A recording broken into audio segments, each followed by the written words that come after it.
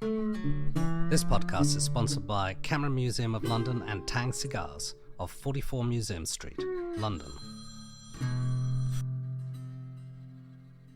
Welcome to a Fish Out of Water podcast. This is your host, Richard Lipman. Today we're interviewing Nils Lofgren.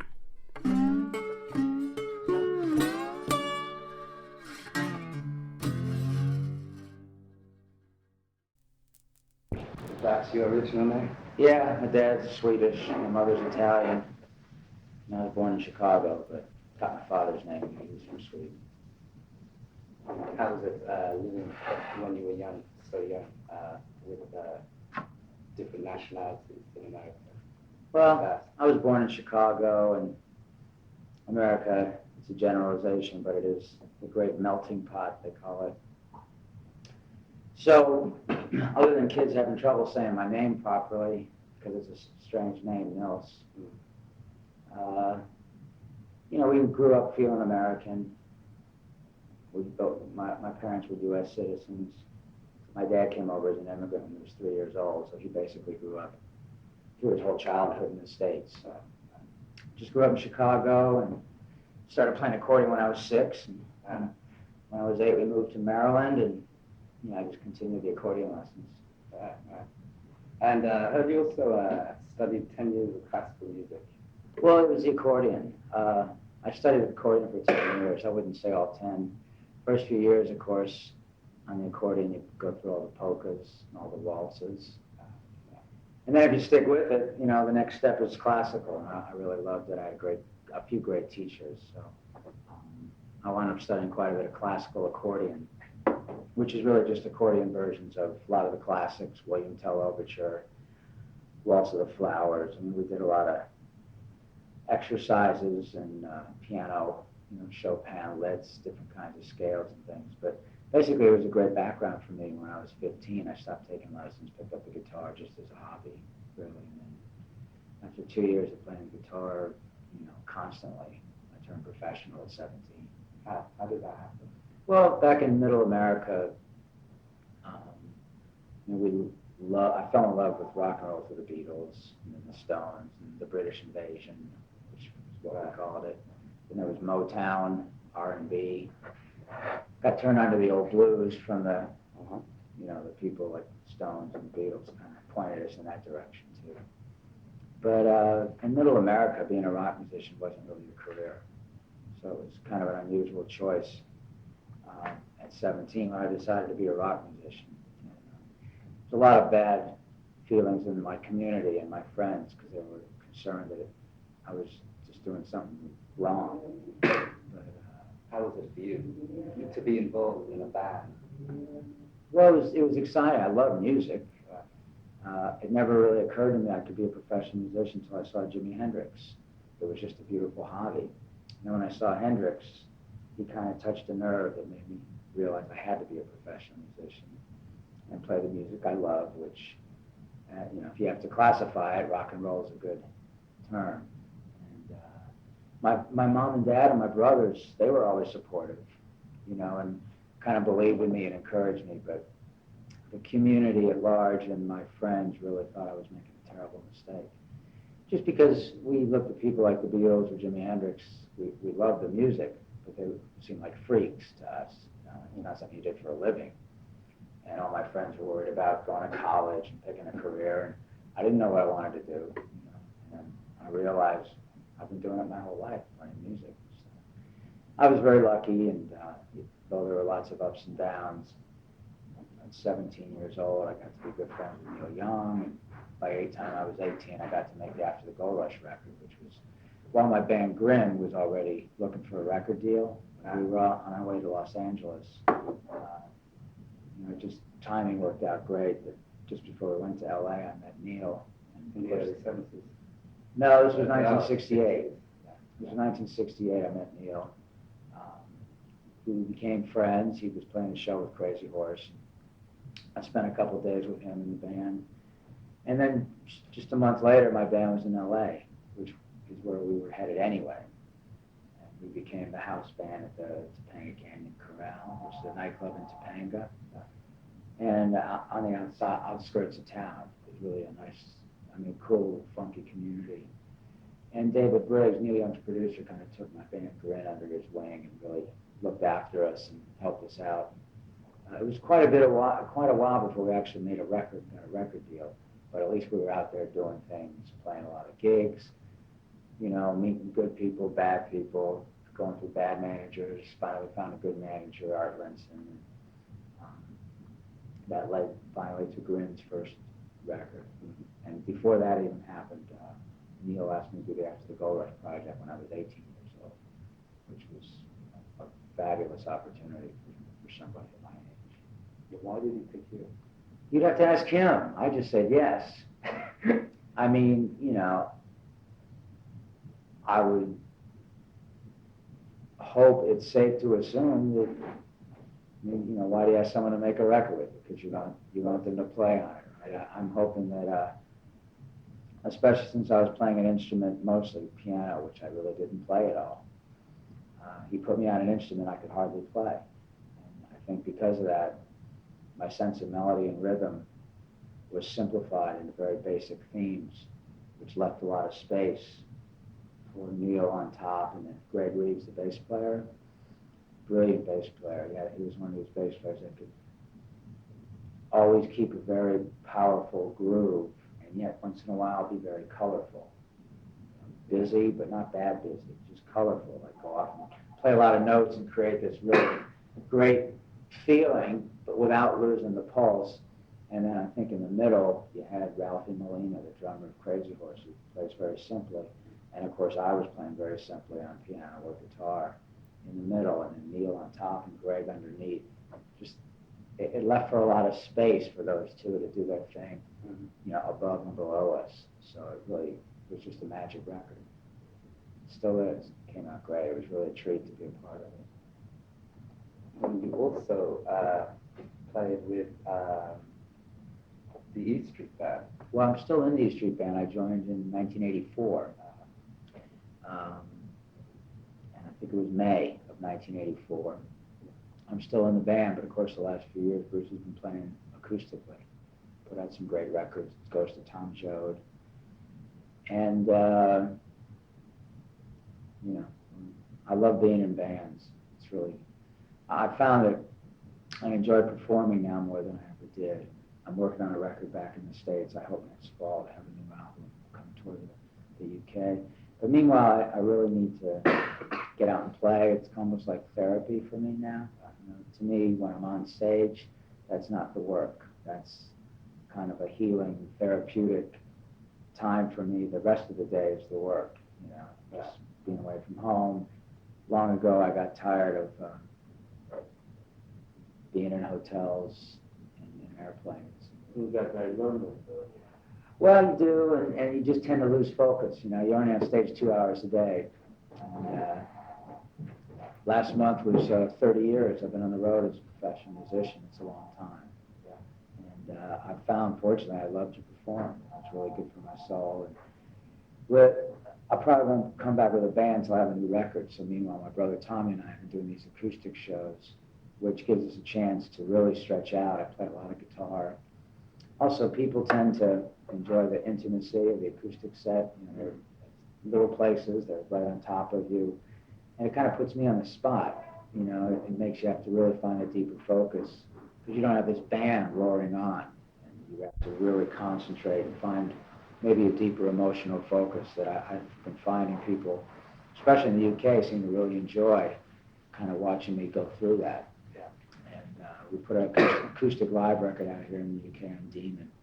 And so, you know, we're trying to get the word out on that. It's a small label. You know, radio doesn't play the music much. It's a good way to kind of spread the word and make people aware of this record. And the acoustic live record, just like the show tonight, there's 6 new songs on the record, which was a good chance to put out some new music, in addition to having it be a live album of some of my favorite songs through the years. I'm real happy. I love performing. And just 5 months ago, I got married to this great girl. She just left actually this morning. She came over for 2 weeks to hang out with me, Amy. So, you know, things are pretty good. I'm 47. I've been at it 30 years, and I think I'm singing and playing better than I ever have.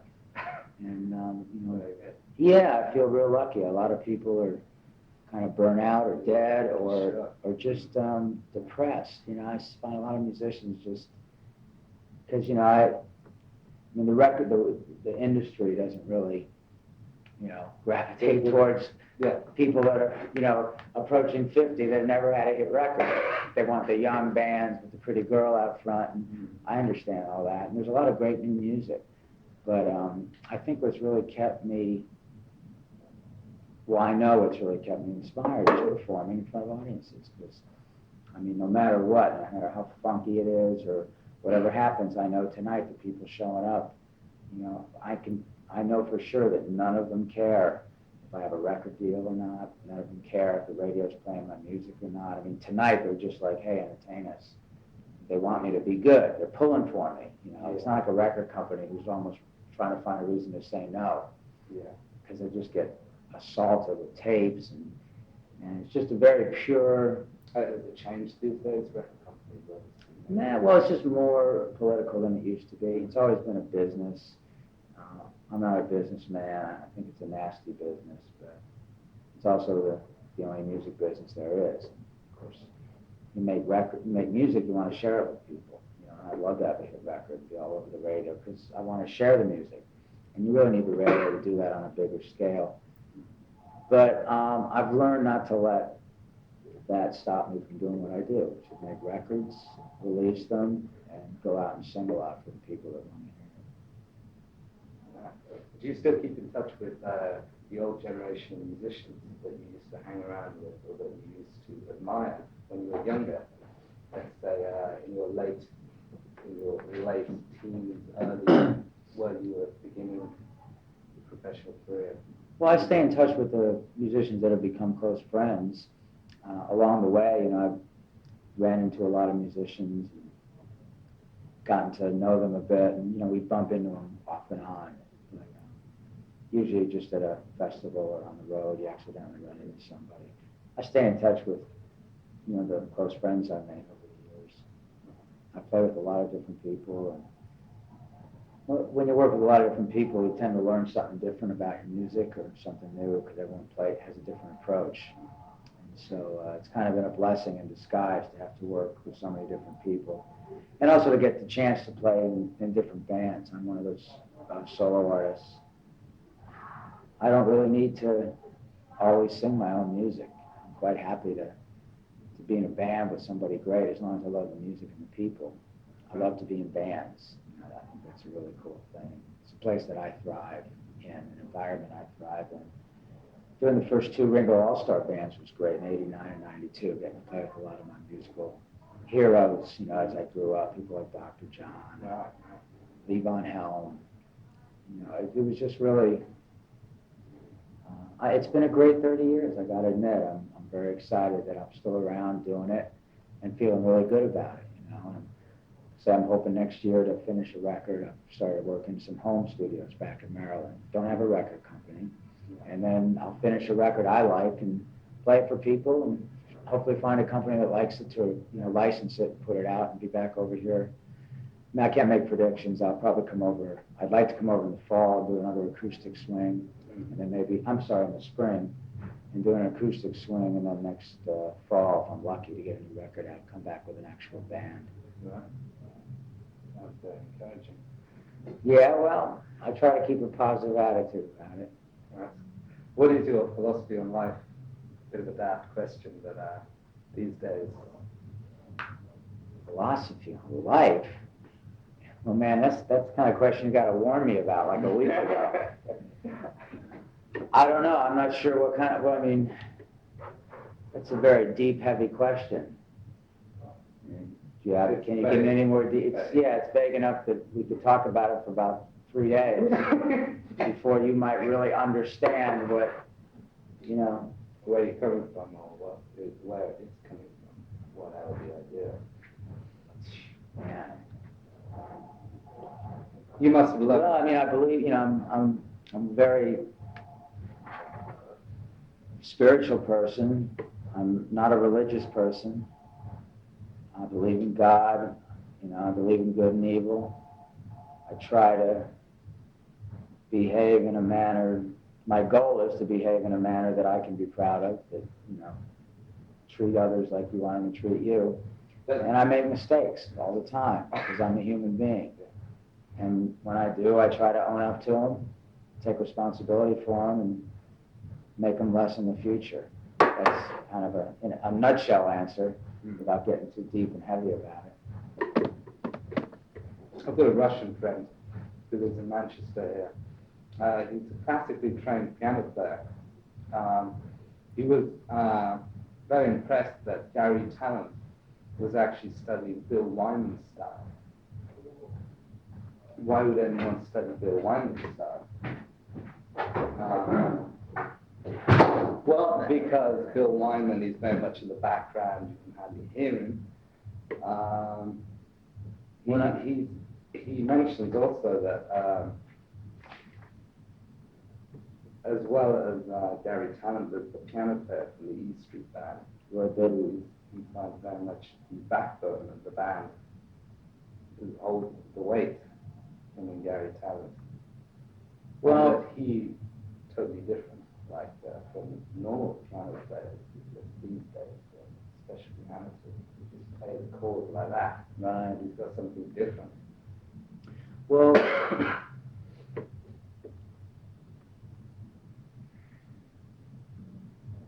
I mean, music's all about conveying a feeling. That's the real gift of music. And I disagree that you can't hear Bill Wyman in the Stones records. On a lot of records, the bass is mixed quite well. And Bill has a certain style of playing. That band has a unique feeling and vibe that they put out consistently. And as any great band does. And for any musician to study that form, to me, was just as valid as studying Mozart or Chopin. I'm not comparing Bill Wyman's body of work to them, but I think it's unfair to negate his contribution to the Rolling Stones. That's exactly what he's saying. Well, no, what he said, that's not what he said. I mean, Gary Tallent is it sounds like Gary's looking at how Bill Wyman approached bass guitar. Right. I don't see where Gary was quoted as comparing Bill to Mozart or Chopin, but my point is, I mean, like Jamie Jamison, for instance. Are you familiar with Jamie Jamison? Do you know that bass book? There was a bass book, because Jamie Jamison basically created a style of bass that was unheard of up until Motown. And he probably, you know, he was like the Jimi Hendrix of bass, if you will, in the sense he changed things. He turned people onto a different style of playing. It was very radical, beautiful, soulful, and emotional that hadn't been heard up till that point. And there's a book out on bass player. It's a very obscure book where you get a cassette and you have people like picking out their favorite Jamie Jamison bass part, and they play it for you on the cassette. And you can pan it left and right to hear the song or just the bass part, and they write out the bass parts and talk about each song and session. And for instance, you'll have people, I think Gary Tallent is one of them, and then Paul McCartney. I mean, fabulous musicians. You know, basically what they're saying is this guy created a style of bass that influenced all of us in a very deep way. And I think that although almost all bass players have taken from Jamie Jamison, I think Bill Wyman would probably tell you the same thing.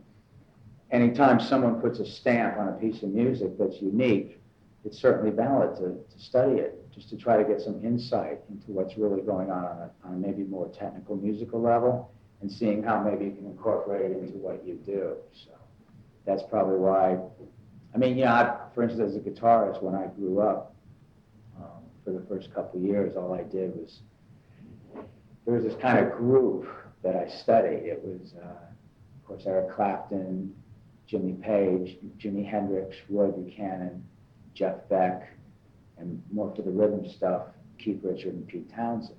That was kind of like the soup that I took my early inspiration from, and then after a couple of years, I started developing a style of my own, where I was starting to play what I felt instead of just playing one lick from here and one lick from there.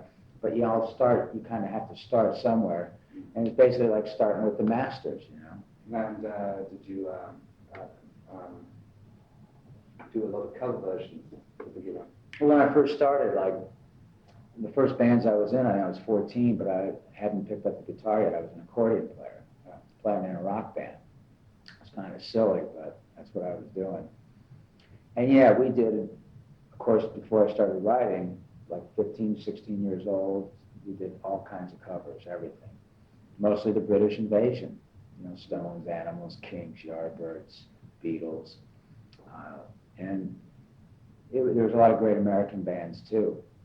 But, and there's nothing wrong with that. It just, if you know, I was lucky enough to, after a while, start hearing my own ideas, you know, as a guitarist, and also hearing my own melodies to write as a singer and writer, and eventually just started, you know, writing my own stuff. But it's certainly all influenced by that, and what influenced them, just the great old classics, like, you know, singers like Nat Cole, Nat King Cole, Ray Charles, Frank Sinatra, Tony Bennett, Sam Cooke.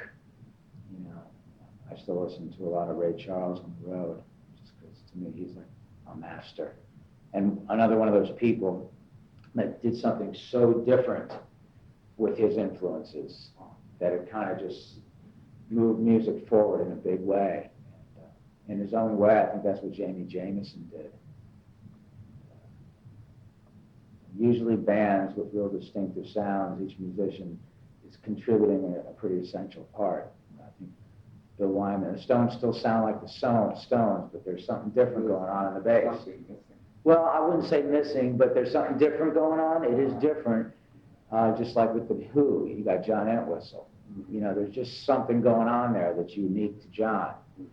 But that's like any great band, you know, has these pieces. And Bruce Springsteen would be the first to tell you that as a singer-songwriter first, I mean, Bruce is a great guitar player, but he tends to focus as a writer, and the picture he paints is really built on two keyboards, you know, the organ, Danny, and Roy, the piano player. And it's more of a two-keyboard thing, and then everything is like dressing around that. And that was really his vision with the E Street Band, and obviously it's done brilliantly with it. Yeah, Roy's, that whole band, you know, it's such a unique cast of characters that have been around so long, right, kind of come from the old school, you know. And it really is a unique, special band. Oh, 1975, you wrote the homage to Keith Richards, Keith Don't Go. Right. Could you explain me? Well, I was on the Tonight's the Night tour, my first tour of the UK with Neil Young, and everyone was talking about Keith Richards all the time. I mean, I'm a big Stones fan, but it was a subject of conversation. And I had this 3-syllable riff, the music, and I didn't have a theme, and I just realized that it might be appropriate. I started thinking about what a great contribution Keith Richards has made as a writer, really, to music, and how much the music he's created has meant to so many people. So I thought I'd write a thank you note, basically, on behalf of all the fans, myself being one of them, and that was the song.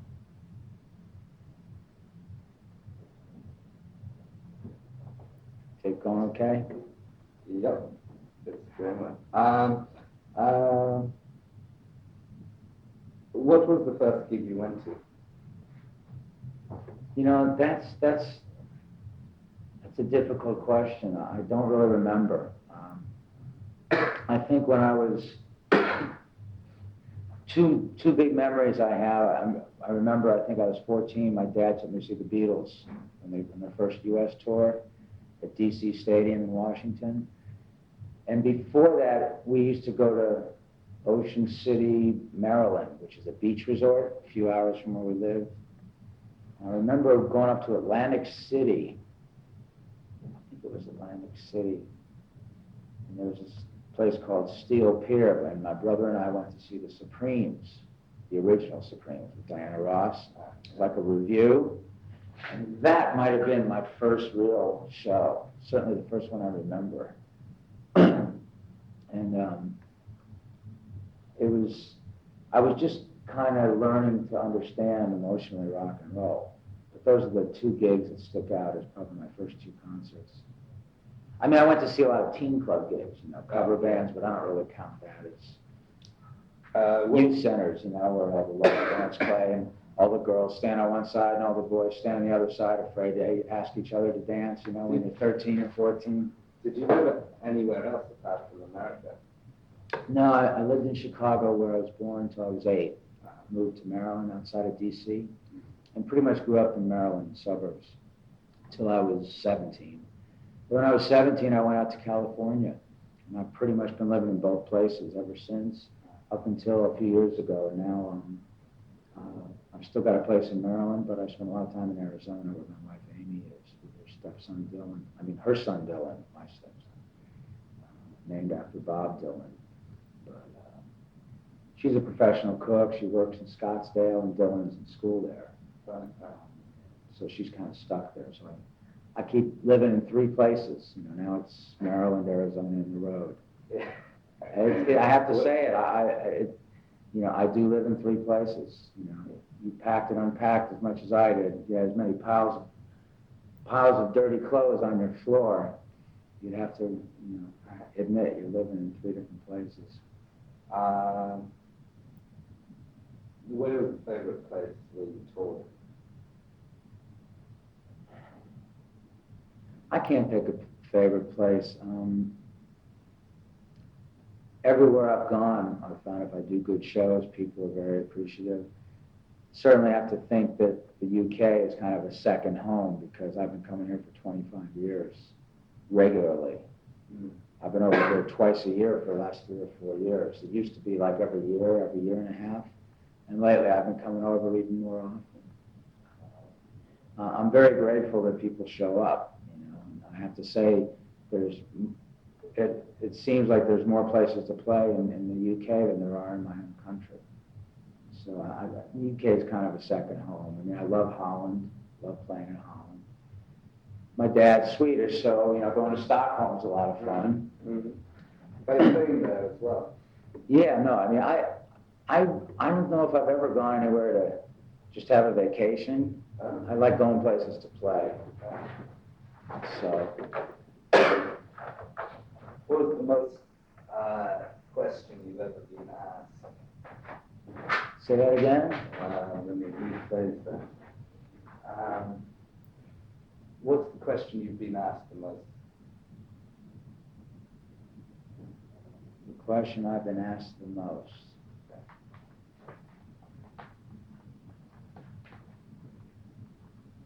Geez, I'm not sure.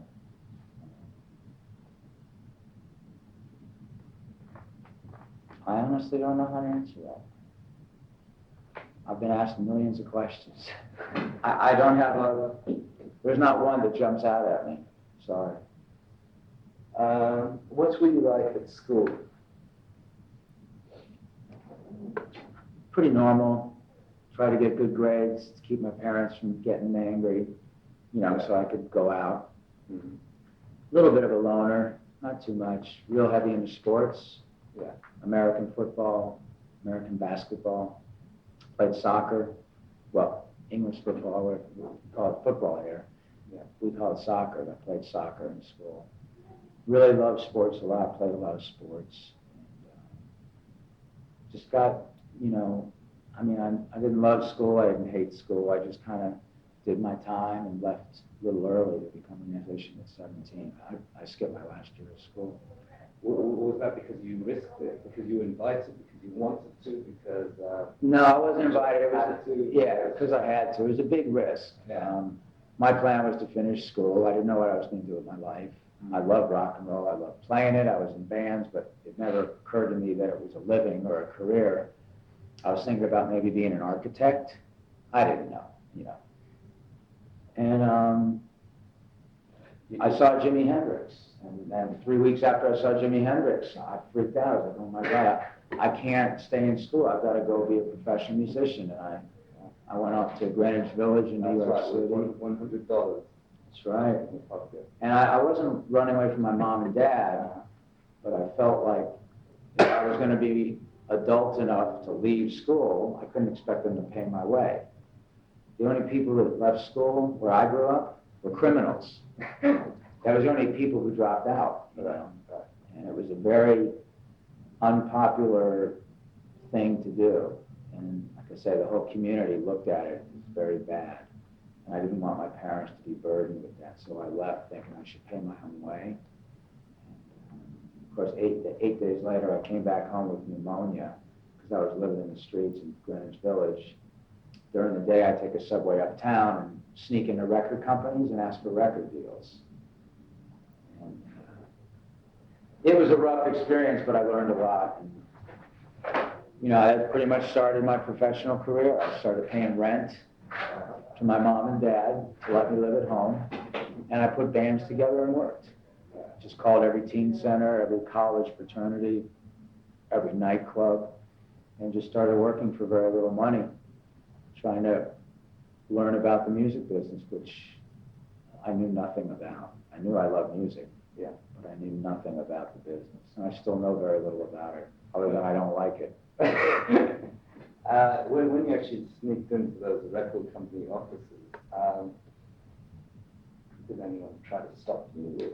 Well, I got away with it. Some sort of... No, I got away with it. I usually snuck in, like, and I... Must be quite exciting, actually. It was. It was scary, because Yeah. I'm kind of shy, you know, in general. But I was desperate. And usually, you know, some people would be annoyed right away and have security get rid of me. Yeah. Some people would be amused and would talk to me a little bit before they get rid of me. No one was going to give me a record deal, and nobody, you know, I mean, you know, do you have a tape? No. Well, you know, you're just not prepared to get out. And some people do.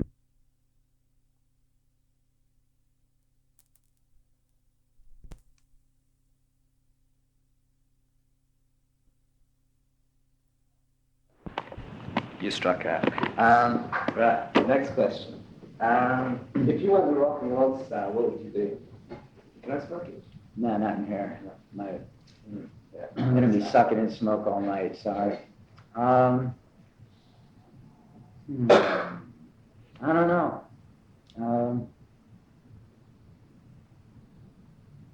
I mean, I thought about that question. I have no idea. I was thinking about being an architect, but my heart's not in it. You know, I suppose I'd find some job to do, but I just can't imagine what it would be. I mean, I'd work. I don't know what I'd do though. Just my heart's not in anything else. I don't feel like I have a talent or a gift for anything else.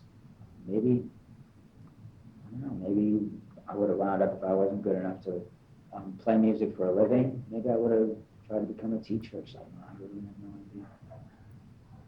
What would you teach? Music. You know, if I'm not good enough to play it, make a living, maybe I could have gotten good enough to teach it. Can you read the notation? Not anymore. I mean, I did on the accordion. I picked up guitar by hearing, you know. I took some lessons from some local rock players, but I never learned how to read guitar music, so. I'm not going to read a chord chart, G, E minor, C. Sorry, hold on. Wait.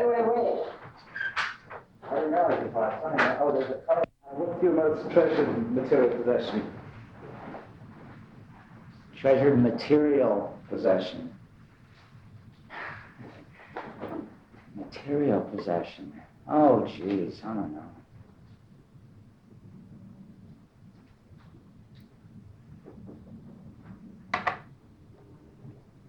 Material possession. Well, you know, if it could be a living thing, I'd probably pick my wife's body. If it couldn't be living, I guess I'd pick an old D18 Martin that Neil Young gave me as a gift for recording the After the Gold Rush record. What's the worst record you've ever made? Worst record I ever made?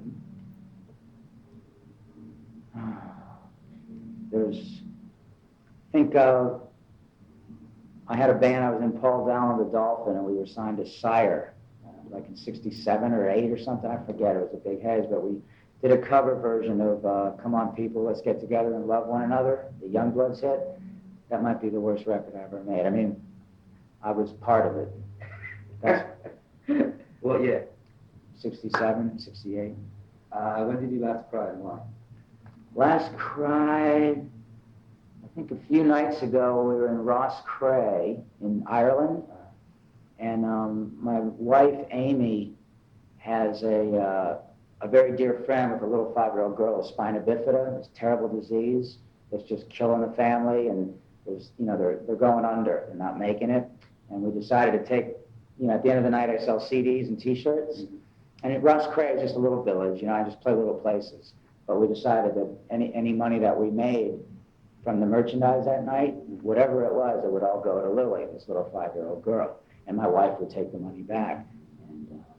And I let the people know of Ross Cray, and they were great. They bought extras. Some people gave money, didn't even buy something, just gave money, and we raised a good deal of money. And that just overwhelmed me and Amy. That brought it to her. What nationality is your wife? She's American, but her dad's Italian, her mom's Irish. And that was her first trip to Ireland ever. Wow. That's good. Pick 5 words to describe yourself. 5? 5. Words to describe myself? Jeez. Well, it's just another sort of half a dozen questions. Uh-huh. I can answer it quick, I can answer it quick. Happy, melancholy, silly, athletic, spiritual. That's 4 or 5. 5. That's it. Who was the last person you punched? Punched? Last person I punched, probably one of my,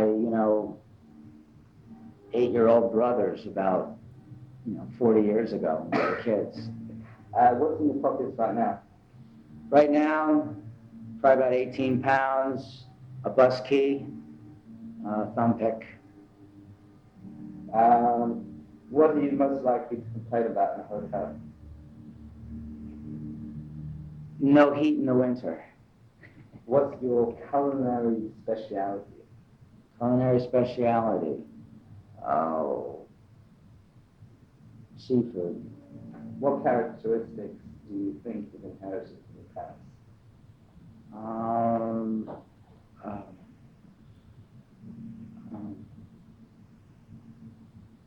Kind of a spiritual live and let live attitude. Are they religious? No, but they're very spiritual. My mom's pretty religious, but spirituality comes first. My dad was Protestant, but he let us grow up as Catholics. I'm kind of a recovering Catholic. I don't really practice any of that, but I'm very spiritual, and I got a lot of that from both my parents. How does it manifest itself? Again, mainly in just trying to be kind and courteous and treat all life with a degree of reverence. I mean, all life. And again, I make mistakes, but that's a really overriding theme that I really sense, even when I get cranky or weird, that comes through from my parents, thank God. Have you taken a lot of drugs?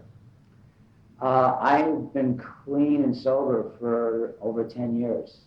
I'm so straight, you couldn't even relate. I'm the straightest person in town right now. Before? Yeah, I overdid it, mostly with drink, and I love to drink. And so I just finally decided I love life more than the drink, and I'll put it down. Was it ruining you? It was going to. I mean, it's, I was a heavy drinker, and at some point I decided that if I didn't stop, the quality of my life was going to deteriorate. And so I stopped. What's your greatest fear? Greatest fear? That I won't live to be 300. What music would you have played at your funeral? Oh, God. These are questions. Oh, I don't know, maybe, I guess if I had to pick something now, a bit of the, Ray Charles classics, and maybe Wrecking Ball by Emmylou Harris. What's the greatest film ever made? Greatest film ever made. Your favorite film? It's a Wonderful Life of James Stewart. What's it? Don't know, 40s. Can you respond in a line of poetry? A line of poetry?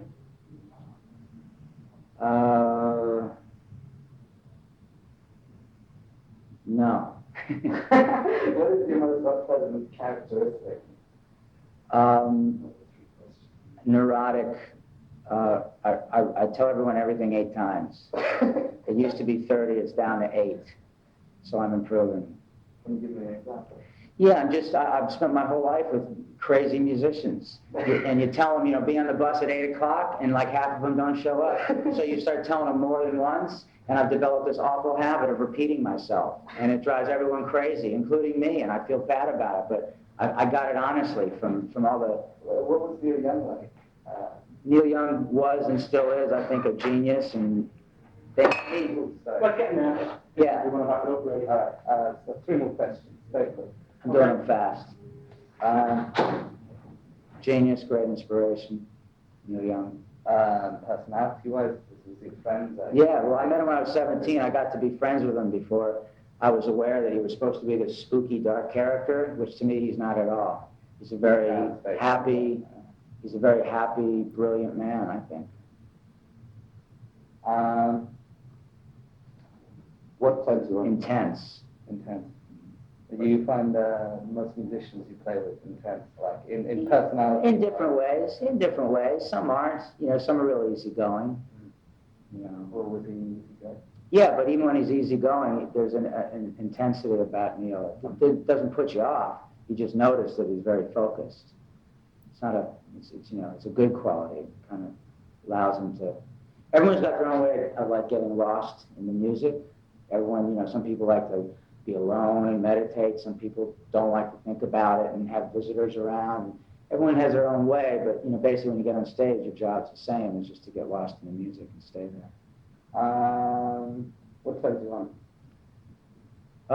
My wife, my family, great music. Happiness is? Well, right now, again, the mainstay in my life is my wife and my family. Got 3 great brothers, got a fabulous wife, mom's still around, and 10 grandkids. 10 nieces and nephews, no grandkids. But got a great family. That's what happiness is for me. And performing on stage. So who inspired you most, like your favorite record? Beatles were the biggest inspiration of songwriters. Jimi Hendrix was the biggest as a guitarist. Where are you up to now? Sound check. Can I take one picture before? How about can you shoot the show? Yeah. Are you going to come for the show? Yeah, I'm going to come for the show. You going to take any shots of the show? Is that all right? It's okay with me. I prefer it. I'd much rather use a live shot. All right. I just absolutely hate. I'm a terrible poser. Oh, no pose, a natural one. Like Yeah, I can't. I'd rather you get a live shot. Okay. You're not going to get anything natural sitting there without an instrument. Neil can sort you out for photos for the show. Okay. As long as you don't do a lot of flashes in my face, right? No. I'll see you downstairs, all right? Thanks a lot. Good. This podcast is sponsored by Camera Museum of London and Tang Cigars of 44 Museum Street, London. Thank you for listening to a Fish Out of Water podcast. Should you have any questions, comments, or suggestions, please get in touch.